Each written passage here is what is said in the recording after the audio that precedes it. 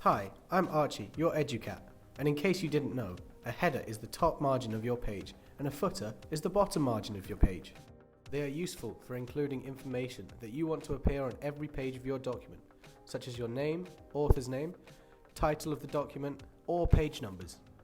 To insert a header or footer, first go to the Insert tab and select the desired option.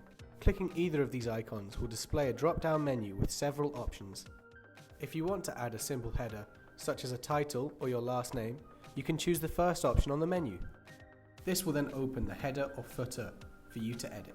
The Design tab will also open up for you to utilize when editing your header or footer.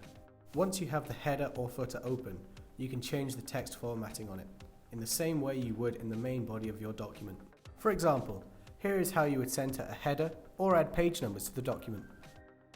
Sometimes, you may need to have a header that doesn't appear on the first page. This is common with title pages or cover pages. To remove the header from the first page, double-click in the header area to open the Design tab. Select the Different First Page checkbox. This will remove the header on the first page, but preserve the headers on every other page. You can also have a different header for different sections in your document. To do this, you first need to create section breaks in your document. Place your cursor where you want to start your section break. On the Page Layout tab, select the Breaks drop-down menu. If you want to view your section numbers, double-click in the header area. After inserting your desired section breaks, make sure you unselect Link to Previous, which is located on the Design tab. This allows you to have different headers in different sections. I've been Archie, your EduCat. See you next time for more tips and tricks.